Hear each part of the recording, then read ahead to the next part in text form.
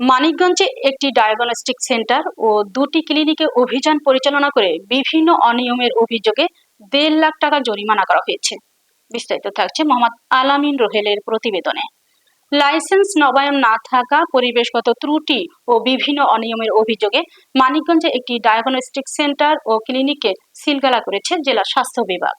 একই সঙ্গে ৩টি স্বাস্থ্যসেবা প্রতিষ্ঠানকে মোট ১,৬০,০০০ টাকা জরিমানা করা হয়েছে। জেলা সিভিল সার্জন ডাক্তার আইভি ফেরদৌসের নেতৃত্বে এই অভিযান পরিচালনা করা হয়। অভিযানকালে দারুস সালাম ডায়াগনস্টিক সেন্টার ও শুশ্রূষা হেলথ কেয়ার এ লাইসেন্স নবায়ন না থাকা, পরিবেশগত মান বজায় না রাখা এবং অন্যান্য অনিয়মের প্রমাণ পাওয়া যায়। পরে প্রতিষ্ঠান দুটিকে সিলগালা করা হয়। পাশাপাশি প্রতিটি প্রতিষ্ঠানকে ৪০,০০০ টাকা করে মোট ৮০,০০০ টাকা জরিমানা করা হয়।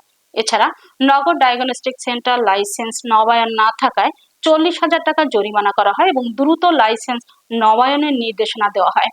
স্বাস্থ্য বিভাগের কর্মকর্তারা জানান, বেসরকারি স্বাস্থ্যসেবা প্রতিষ্ঠানগুলো সরকারি নীতিমালা ও নির্ধারিত শর্ত মেনে পরিচালিত হচ্ছে কিনা তা নিশ্চিত করতে নিয়মিত অভিযান পরিচালনা করা হবে। Civil surgeon doctor Ivy Ferdous জানান, জনস্বার্থে স্বাস্থ্যসেবা প্রতিষ্ঠানের অনিয়মের বিরুদ্ধে এ ধরনের অভিযান অব্যাহত থাকবে।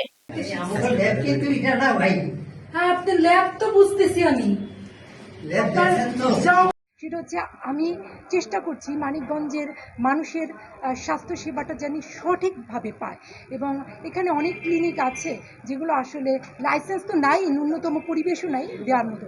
তো সেগুলো আমরা অবশ্যই তদারকির ভিতরে রাখবো এবং আমি এই অভিযানটা আসলে পরিচালনা অব্যাহত রাখবো এবং প্রতিটা ক্লিনিকে আসলে আমি যাওয়ার চেষ্টা করবো। যারা ভালো সার্ভিস দিচ্ছে আমি অবশ্যই তাদেরকে ওয়েলকাম জানাবো, যারা দিচ্ছে না তারা যেন দিতে পারে সেই জন্য আমরা অবশ্যই সাহায্য সহযোগিতা তাদেরকে করবো। ধন্যবাদ। সরকার আসলে স্বাস্থ্য বিষয়ে দৃঢ়তার এখানে স্বাস্থ্যসেবা দিতে হলে সুস্থভাবে দিতে হবে এবং তারই ধারাবাহিকতায় কিন্তু আমাদের স্বাস্থ্যমন্ত্রী স্যার প্রতিদিন ভিজিট করছে এবং আমাদের যিনি মন্ত্রী ম্যাডাম আছেন, আমাদের আপনাদের কানুন গীতা ম্যাডাম, তার নির্দেশনায় আমরা কিন্তু স্বাস্থ্যসেবা মানিকগঞ্জের জন্য যাতে সঠিক হয় সেই জন্য আমরা কিন্তু পরিচালনা করে যাচ্ছি এবং সেই হিসেবেই কিন্তু আজকে আমরা 3টা হসপিটাল এবং ডায়াগনস্টিক সেন্টারে অভিযান চালিয়েছি।